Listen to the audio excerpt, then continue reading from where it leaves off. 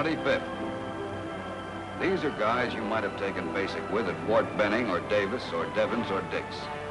They were in Paris on August 25th. Paris, France, with a big underline for the word France. Because this old fellow, her, him, had been walking around the streets for 4 years in Paris, Germany, sleepwalking in a kind of German nightmare. Now it belonged to them again.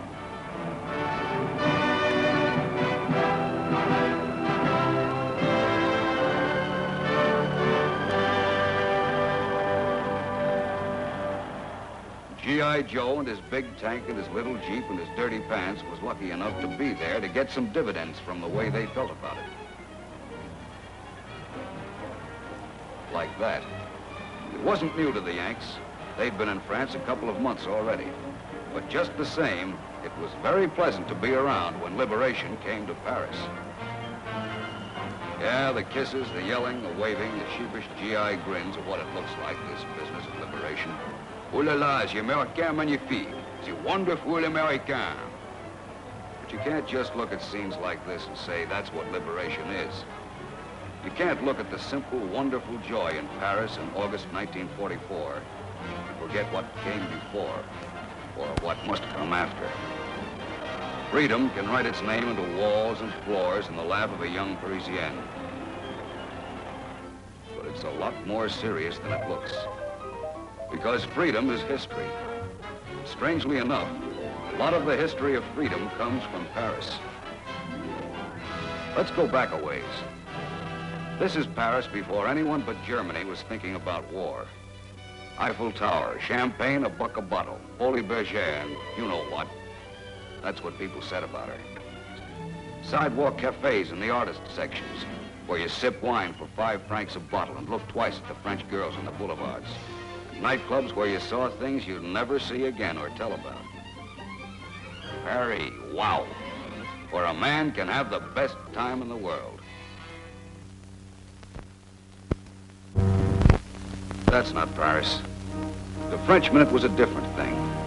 To Frenchmen, Paris was all and none of France, gloriously and imperishably symbolic of French simplicity and dignity.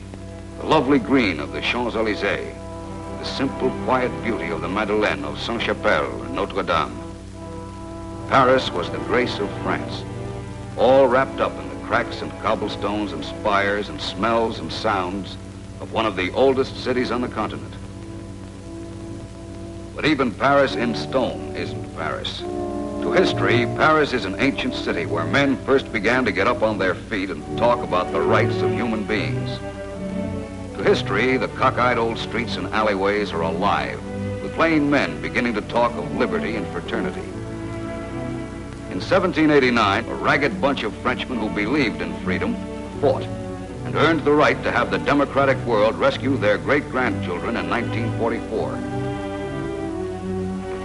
Because history plays tricks, whatever the reverse of liberation is, it looked like this on a bright June day in 1940.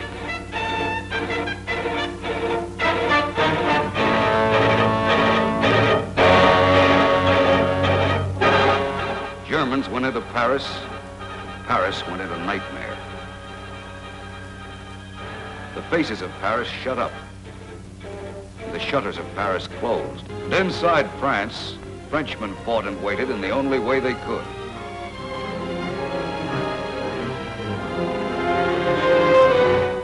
One June day, over radios which were death to own, they heard the voice of an American, Eisenhower from London. It was June 6, 1944. Back in the secret headquarters of the Paris Underground, the men and women of the French forces of the interior, who for 4 years had played a game of deadly hide-and-seek with the Germans, knew the time was close for them to come out from the dark into the sun. Get out the grenades, check the guns, wear the badge of freedom. The German 7th Army is trapped at Falaise. Paris waited. Quiet. Then, the bakers and plumbers and shoe clerks and their wives struck. And as they went into the streets to build once more the barricades their fathers and grandfathers had built against the enemy, Their national anthem, the Marseillaise, beat through their hearts. Yeah, history plays tricks. These were the same Paris streets that song had been born in. In these buildings were bullet holes 150 years old. Paris had declared war again. And Paris cut down her trees and ripped up her pavements, remembering these words. Come on, you sons of your country. The day of glory has arrived. The enemy is tyranny. Let's raise our flag in blood against it. Come, citizens of France, form your lines, throw up your barricades. We will march. Some will shed blood and lose their lives. They marched. And they shed blood.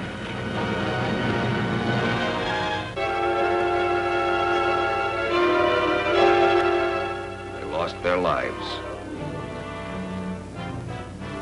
It was war between the German army and the citizens of Paris. German tanks roamed the streets, shooting up the town. But mainly it was guerrilla warfare, sniper against sniper.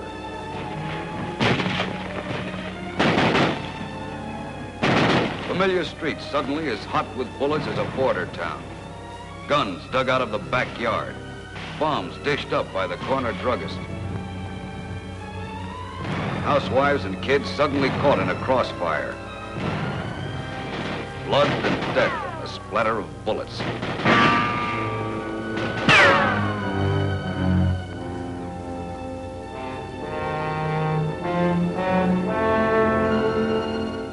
The Germans were finding out that the city of champagne and sidewalk cafes was tough. For 5 days and 5 nights it lasted.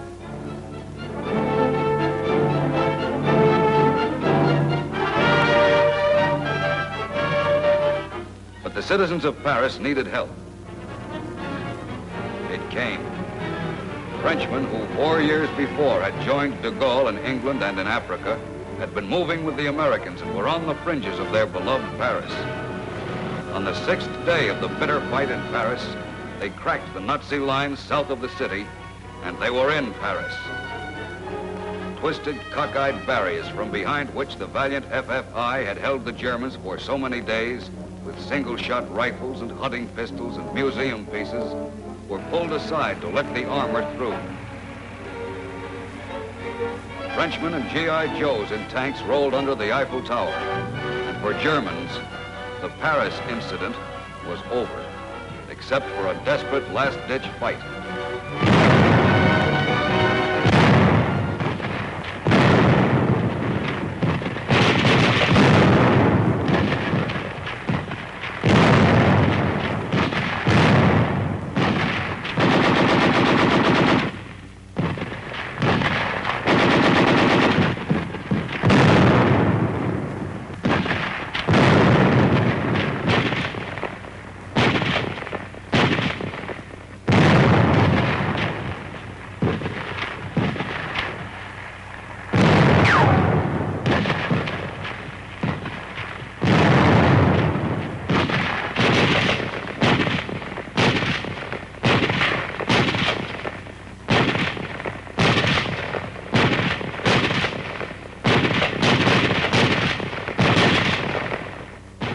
People of Paris, too, the incident was over, and freedom had come back in the form of a new Nazi salute.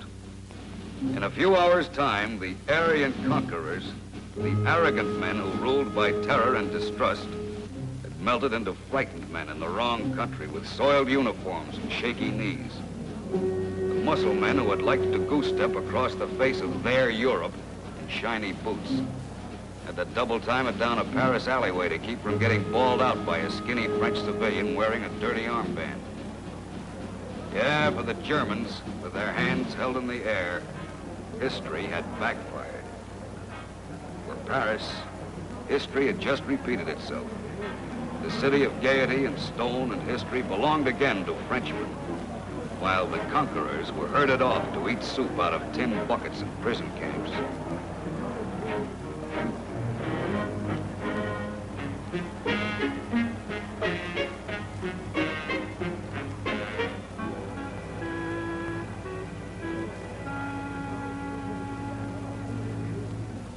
Under the Arc de Triomphe, General de Gaulle paid the first tribute in 4 years to the unknown soldier of the French Republic.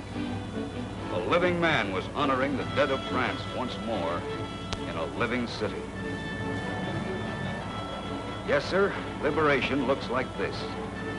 The shutters in the heart of Paris opened suddenly into the sunlight, flooded over the boulevards and squares like a tidal wave. The words they used and the names they shouted don't count, even if they could have been understood. Freedom to live again was just there in a crazy mass. This was Paris again, after 4 years of a foul dream. Ask a Paris waiter what it means, this business of being free again. Ask her what it's worth. Ike Eisenhower and Omar Bradley knew the cost of liberation, saw its worth that August day in Paris. But Paris will not be liberated into a world of peace until Nanking and Manila look like this. The free men of the earth can live together without guns. For it's one war. No part of it is unimportant or forgotten.